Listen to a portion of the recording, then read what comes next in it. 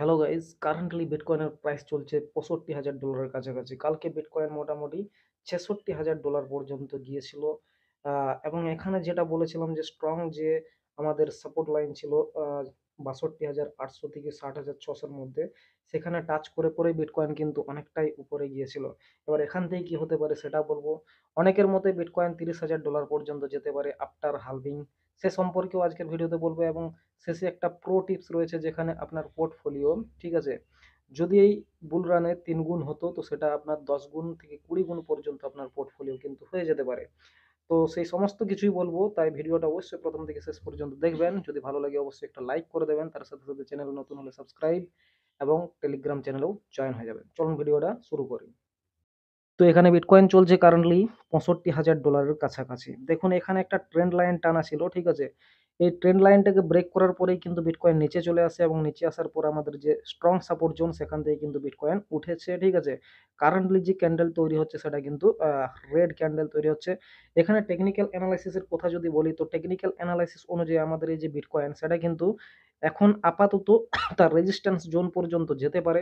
সেটা হচ্ছে অলমোস্ট এখানে দেখতে পাচ্ছি মোটামুটি 68,000 থেকে 69,000 পর্যন্ত, ঠিক আছে। 68,000 থেকে 69,000-এর মধ্যে হচ্ছে বিটকয়েনের যেটা রেজিস্ট্যান্স সেটা রয়েছে, এটা টেকনিক্যাল অ্যানালাইসিস অনুযায়ী। এবারে আপনারা জানেন যে কারেন্টলি যে সিচুয়েশনটা চলছে, অর্থাৎ ইরান এবং ইসরায়েলের যে ওয়ার চলছে, সেই সিচুয়েশন অনুযায়ী সিচুয়েশন যদি খারাপ হয় তাহলে কিন্তু নিচে যাবে, ঠিক আছে। এবং সিচুয়েশন যদি উন্নত হয় মানে যুদ্ধ থেকে মানে যুদ্ধবিরতি ঘটায়, ঠিক আছে, দুটি দেশ মিলে, যেটা কিন্তু কাম্য আমাদের এই মুহূর্তে। যুদ্ধ কিন্তু কখনোই কাম্য নয়, ঠিক আছে। তো এরকম যদি হয় এবং মার্কেটের মধ্যে যে পজিটিভ নিউজ আছে, যেমন এটিএফ এর যে নিউজ, চায়না এটিএফ অ্যাপ্রুভ করছে, এই সমস্ত যে পজিটিভ নিউজ আছে, তাহলে কিন্তু তখন মার্কেট কিন্তু উপরে যাবে। কিন্তু বলে দিলাম যুদ্ধর কেস যদি আরো খারাপের দিকে যায় তাহলে কিন্তু মার্কেট নিচে যাবে, ঠিক আছে। এবার চলুন, অনেকের মতে যে মার্কেট আফটার হালভিং 30,000 পর্যন্ত আসতে পারে, সেটা সম্পর্কে একটু দেখে নিই। তো এখানে বিটকয়েন বা ক্রিপ্টোকারেন্সি মার্কেটের ক্ষেত্রে সবথেকে যে বড় ইভেন্ট যেটা কিন্তু প্রতি 4 বছর অন্তর, অন্তর আসে, সেটা আর মোটামুটি 4 দিন দেরি রয়েছে, ঠিক আছে? এবং সেই ইভেন্ট হচ্ছে বিটকয়েনের হালভিং, ঠিক আছে? এবং এই হালভিং সম্পর্কে অনেকেরই কিন্তু ভুল ধারণা রয়েছে। হালভিং মানে অনেকেই বোঝে যে বিটকয়েনের যে সাপ্লাই সেটা হাফ হয়ে যাবে। এরকমটা কিন্তু নয়। এখানে যে ব্লক রেট সেটা কিন্তু হাফ হয়ে যাবে। অর্থাৎ একজন মাইনার যে আগের বারে যতটা বিটকয়েন প্রডিউস করতে পারতো, ঠিক আছে, ব্লক হাইট অনুযায়ী, তা তার অর্ধেক কিন্তু বিটকয়েন সে মাইন করতে পারবে। এবং এখানে দেখুন আগের যে ব্লক রিওয়ার্ড ছিল সেটা ছিল 6.25 বিটিসি এবং এটা এবারের হালভিং এর পরে সেটা অর্ধেক হয়ে 3.125 বিটিসি কিন্তু হয়ে যাবে। এবং এখানে যারা বিটকয়েন মাইনিং করে, ঠিক আছে, তো মাইনিং এর একটা কস্ট আছে, তাদের যে মেশিন পত্র, ঠিক আছে, ইলেকট্রিসিটি, ফার্ম, যার যত ভালো হবে, তো সেই অনুযায়ী কিন্তু তাদের একটা কস্ট রয়েছে বিটকয়েন প্রডিউস করার জন্য বা মাইনিং করার জন্য, ঠিক আছে। তো সেই কস্টটা মোটামুটি আফটার হালভিং সমস্ত দিক বিবেচনা করে যদি দেখা হয়, আফটার হালভিং মানে হালভিং এর পর এই মাইনিং কস্ট যেটা পার বিটকয়েন মাইনিং এ মোটামুটি $40,000 থেকে $60,000 কিন্তু $60,000 কিন্তু পৌঁছে যেতে পারে, ঠিক আছে। অর্থাৎ কি মানে যে এফিসিয়েন্ট মাইনার, যাদের যত ভালো মেশিন পত্র রয়েছে, বড় ফার্ম রয়েছে, ঠিক আছে, তাদের ক্ষেত্রে যে বিটকয়েন মাইনিং কস্ট সেটা মোটামুটি 40,000 এর কাছাকাছি থাকবে। এবং যারা একটু কম, ঠিক আছে, তাদের ক্ষেত্রে কিন্তু এই প্রাইসটা $60,000 পর্যন্ত কিন্তু যেতে পারে। আর আমরা জানি যে আমাদের যে মাইনার রয়েছে তাদেরকে কিন্তু সবসময় প্রফিটের মধ্যে থাকতে হয়, তাছাড়া কিন্তু মাইনিং করবে কিভাবে, ঠিক আছে। তো এখানে আফটার হালভিং এর পর যদি আমাদের যে মাইনিং কস্ট সেটা যদি 40,000 থেকে $60,000 মধ্যে থাকে, তাহলে সেক্ষেত্রে আমাদের যে বিটকয়েনের প্রাইস সেটা কখনোই কিন্তু 40,000 এর নিচে যাওয়া একদমই কিন্তু পসিবল নয়, ঠিক আছে। যদিও $40,000 কে আসে, ঠিক আছে, যদিও মানে না আসার চান্স অনেক বেশি, ঠিক আছে, কিন্তু যদিও আসে তো সেখানে শুধুমাত্র টাচ করবে এবং তারপরে উঠে যাবে, ঠিক আছে। সেখানে কিন্তু বিটকয়েন বেশি দিন থাকবে না, ঠিক আছে। এটা বলে দিলাম কারণ এখানে মাইনিং এর যে কেস মানে মাইনিং এর যে কস্ট সেই অনুযায়ী যদি দেখা হয় তাহলে বিটকয়েন কিন্তু $40,000 কেও না আসতেও পারে, ঠিক আছে। তার উপরেই কিন্তু থাকবে, মোটামুটি $60,000 উপরেই কিন্তু থাকার কথা বিটকয়েনের ক্ষেত্রে আফটার হালভিং, ঠিক আছে। এবার চলুন সেই প্রো টিপসটা আমরা জেনে নিই, যেখানে কিন্তু আমরা আমাদের যে পোর্টফোলিও রয়েছে সেটা কিন্তু আমরা কি করতে পারবো, মানে মোটামুটি যদি 3 গুণ প্রফিট হয় পরের বুল রান পর্যন্ত, সেটাকে আমরা কিন্তু 10x মানে 10 গুণ থেকে 20 গুণ পর্যন্ত করে নিতে পারবো। তো সেটা কিভাবে সম্ভব সেটা আপনাদেরকে বলে দিই চলুন।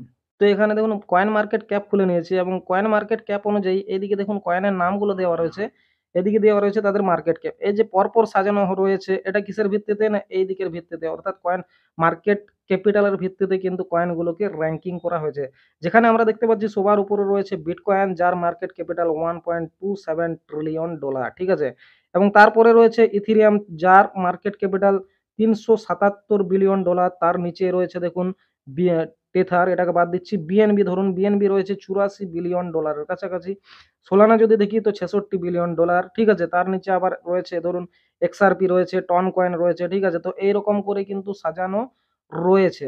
তো এখানে আমরা যদি ধরুন আমাদের যে টাকা সেটা যদি এই মুহূর্তে আমরা ধরে নিই যে বিটকয়েনে ফাঁসাবো বা ইথেরিয়ামে ফাঁসাবো, তো এখান থেকে এখন বিটকয়েনের প্রাইস চলছে কত, মোটামুটি $65,000, ঠিক আছে। যদি দ্বিগুণ হয় এখান থেকেও, বিটকয়েনের প্রাইস যদি এখান থেকে দ্বিগুণ হয় তাহলে মোটামুটি বিটকয়েনের যে প্রাইস সেটা গিয়ে দাঁড়াবে মোটামুটি 130K তে, ঠিক আছে। এবং যদি 3 গুণ হয় তাহলে মোটামুটি এখান থেকে দাঁড়াবে কত ধরুন 200K তে দাঁড়াবে, ঠিক আছে। আর ইথেরিয়ামের ক্ষেত্রে যদি ধরি তাহলে ইথেরিয়ামের যে এখন যে প্রাইস চলছে সেই অনুযায়ী ইথেরিয়াম যদি $10,000 কে যায় তাহলে মোটামুটি ইথেরিয়ামের যে এখনকার থেকে তার যে রিটার্ন হবে সেটা মোটামুটি 3 গুণ হবে, ঠিক আছে। 3 গুণ 3.5 গুণ হবে।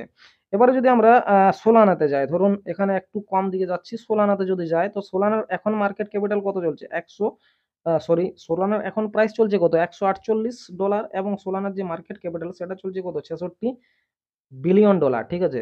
তো প্রিভিয়াস যে সোলানার মার্কেট ক্যাপিটাল গিয়েছিল আমাদের যে যখন সোলানা টপ লাগিয়েছিল তখন মোটামুটি $72 বিলিয়ন কিন্তু সোলানার মার্কেট ক্যাপিটাল গিয়েছিল, এবং সেই মুহূর্তে সোলানার যে প্রাইস ছিল সেটা কত ছিল $249, ঠিক আছে। সোলানার অল টাইম হাই ছিল।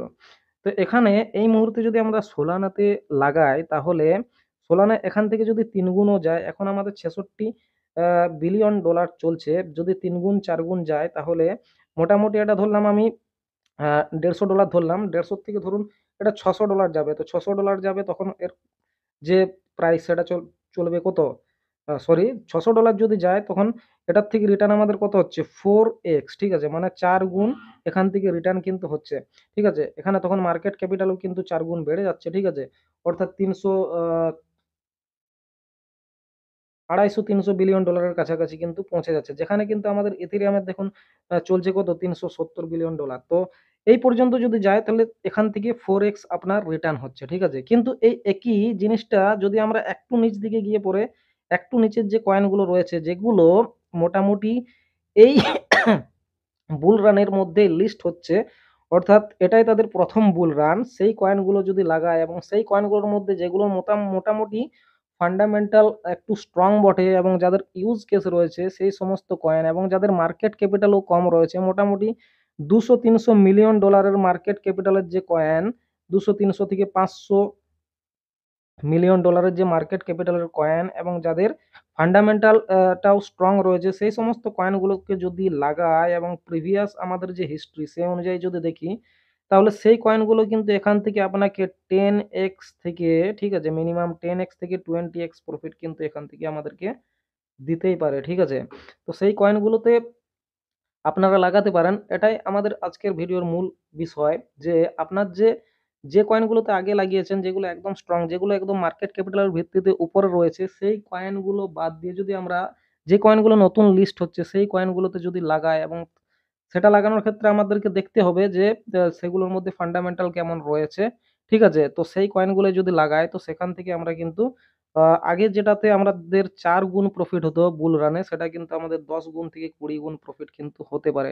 এবং এটাতে কিন্তু রিস্ক অবশ্যই থাকবে, তার কারণ হচ্ছে মার্কেট ক্যাপিটালের কম, মানে হচ্ছে তাদের মধ্যে রিস্ক থাকে, ঠিক আছে।